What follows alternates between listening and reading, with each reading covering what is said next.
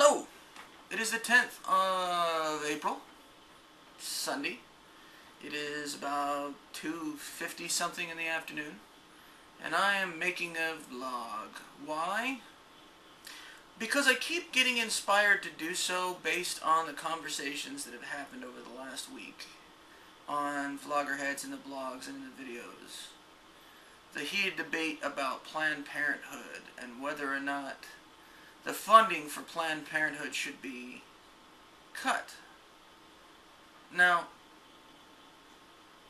I hesitate to make this video, or I hesitated to make this video at the beginning because when I first saw the exchanges and I first saw the things that were being said, I was obviously emotionally triggered. My reaction was inspired by the exchanges that were being made in regards to the topic. People on both sides of the fence arguing about whether or not Planned Parenthood should continue to be a functional option.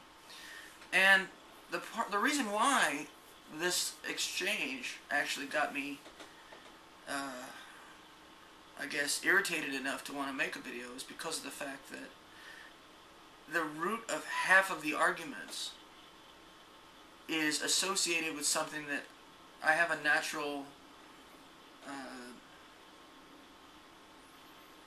need to projectile vomit because of. I've always had an issue, and I've never made this a private thing. I've been very outspoken. I've always had an issue with politics and religion mixing. I've always had a big issue with it. And I've gone back and forth as far as being more vocal and being less vocal, because the arguments that have been put forth to support the idea of religion and politics mixing, some of them were to a point valid. So I didn't feel right speaking out more adamantly or more actively. Not because the base philosophy has changed for me, but more along the lines of, it's my opinion, it's my opinion, and it's always bothered me that how hypocritical it would seem for me to go off on a tangent about how, enforcing somebody's opinion on a group of others, is completely inappropriate. But then the more I thought about it, I realized that no matter how much I bitch and moan and complain and rage against the idea of politics and religion, and how much I've taken issue with some of the stances that very religious people take, I don't think I've ever espoused a desire to destroy or remove the rights of another individual's religious freedoms. I've never wanted to see somebody who was practicing a faith to have that faith made illegal or the option to practice that removed in some context. I've never been like that, I may disagree with your philosophy, I may disagree with the way that you go about it, I may disagree with the entire concept of whatever it is that you're into, but I don't think I've ever in my life said, oh, well, they need to be removed from this planet. I've said that I'd like to see them all burn, in some regards, referencing specifically, like, violent racist assholes, things like that, but I've never said that they shouldn't have the right to speak their minds. I've never said that. I never said that they shouldn't have the right to behave. I've always said that they should have every right to do so, and then when they get punched in the mouth, they have every right to expect to get punched in the mouth. I've always been a big proponent of accepting the responsibility of your decisions, accepting the repercussions of your actions. I've always said that. But I'm getting a bit off topic here. The issue that I have with this discussion is that the big argument that I see being put forth in the anti-Planned Parenthood camp has to do with abortion, and how abortion should not be federally funded. And up until a few days ago, I wasn't very clear on the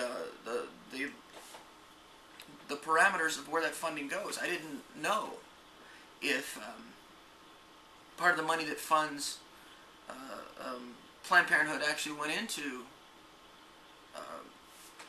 abortions. But after doing a little bit of research and having other people present the findings of their research, it's shown that the government money, it's not legal for any government funding to go into abortions. Now, what I don't understand, and this is a several-pronged confusion.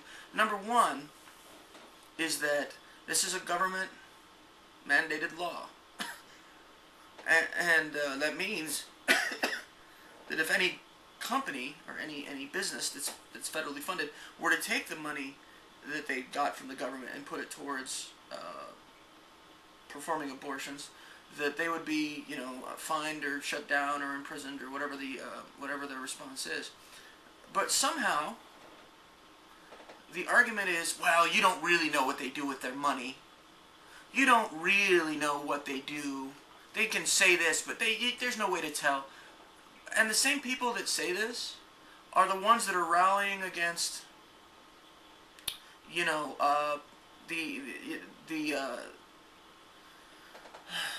the laws that are being put against big businesses and on corporations and stuff. I don't get that. I really don't. You're on one side of your face, you're saying that you don't know what a company is going to do with the money, even though the law says so. And on the other side of the face, you say, well, there are laws to protect us from companies doing this shit. So that's one thing I don't get. I don't understand that it's convenient to argue one side of this particular thing when you're talking about this topic, but it's also just as convenient to argue the exact opposite thing when you're talking about something that you support. So when you're against it, suddenly you can't trust the companies. But when you're for it, companies are 100% trustworthy. So that was one of the things I didn't understand. Number two, one of the huge hypocrisies that I've seen with people, especially religious people, and yes, that is a blanket statement because I'm speaking specifically about the religious people that I have seen make this statement. Notice I didn't use the words all religious people, so get the fuck off your soapbox. Alright. The religious people that I've seen will condemn abortions because they feel it's murder. They feel that, you're killing an unborn child, and it's, it's a sin, and government money shouldn't be used to promote murder. And I'm not even going to get into the whole hypocrisy of, but we'll kill an abortion doctor because to stop killing makes sense. But at the same time, it would seem that hypocrisy is so deeply ingrained that spending tax money to fund abortions is not right, but spending tax money to bomb people in another country for oil, not because we're defending our rights as a nation, not because we're protecting our democracy or our people, but because we need to go over there and give somebody else democracy, or be democracy, when really what it is, we need to go over there and get oil. But beyond that, we'll bomb the shit out of them and keep funneling money, taxpayers' money, to fund wars. And what do wars do? They kill people. So murder for oil is okay, I guess. Maybe because whatever religious group they're a part of gets a cut of the pie. I don't know. But that's alright. It's okay to kill for that, but it's not okay to kill an unborn child. Now, and this is, I'm saying unborn child because that's the argument they put forth. Now, of course, the counter-argument to my statement would be, well, an unborn child is innocent. An unborn child has done nothing wrong and haven't given a chance to live. And soldiers, they sign up and they fight wars for a purpose. I guess because a soldier can't be innocent. But beyond that, what about all the innocent women and children that have gotten the shit blown out of them during our bombing raids and shit in other countries? What about them? What about those innocent women and children and men? Just innocent people. What about them? They're not innocent? Is it because they don't practice your faith? Is that it? I guess my issue, the true root of my issue is two things. Number one, being in a situation where a particular group of people is enforcing their religious philosophy into a political environment and making the rest of us have to abide by that. And number two, just the overwhelming hypocrisy of the behavior and thought that goes into it, you know. Speaking out of both sides of your face. I don't get it. I really don't. And I've stood up on both sides of the argument for theism and atheism. I've argued both sides of that case. People will come forth and they'll make an ignorant statement based on science, saying that, you know, how can you know that God doesn't exist? Science says so. And on the same token, on the other side of the same token, you've got religious people that, like, will go, you are moralists, and you're going to burn in hell. I mean, it's just like the stupidity. So I guess that's basically what it comes down to, is that it doesn't really matter if it's religion or not. It's fucking stupidity. The other point associated with that, going back to the whole using religion as the grounds for your political decisions, one of the biggest arguments that's been thrown back at me is that, you know, the idea is that we have a majority of religious people in the United States. And therefore, by making laws based on religion, you're abiding by the desires and wants of the majority. Now, if I'm not mistaken, and you can correct me if I'm wrong here, I'll be more than happy, there is no majority of Catholics. How many denominations of the Christian faith are there? You all kind of believe in the same God, but then it gets into the nuances, the details of that, and suddenly it goes all to hell. So, and also, what version of the Bible are you reading? Or are you even reading the Bible? What if you're Mormon? You know what? There is no religious minority. There's just religious people using religion to foster their own personal hates and desires, and trying to have a legitimate point of reference to do so. Because you wouldn't be able to launch a political platform by saying, I hate gays, and I don't want anybody else to have shit except for me.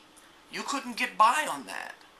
But if you say, it says by God's word that this is this, then of course suddenly you are legitimate. You are justified, because it's not really your personal prejudices. It's not really your ignorance. It's not really your hate. It's not really your desires. No. You're just a humble servant of your faith. I don't want to see religion of any magnitude making powerful influence over policy. I think that the most realistic approach would be to make policy completely devoid of religion. Because the motivation goes from a higher power to the concern and well-being of your fellow man for your fellow man. The reason why you want people not to kill each other is because that's bad for your fellow man. Taking away someone else's rights because of the fact that you have a gun and they don't is bad for your fellow man, not because God says so. You know, I can't stand fundamentalists of any kind pushing their goddamn platform, and yes, I said goddamn, ironically, and creating change. And like I said, it's not just religious people. You know, it's not. There are plenty of issues where people are becoming indignant. You know, oh, well, the Christian right is making all these moves, and us poor innocent atheists are being abused because of it. And I don't feel good when somebody says Merry Christmas because I'm not Christian, so... You know, I mean, there's a lot of things out there that I really could just smack a whole bunch of people for. But I'd like to point out that as much as I'd like to smack them, I'm not trying to take away their right to say that shit. I want them to say it because it gives me that much more motivation to want to smack them. That's just me.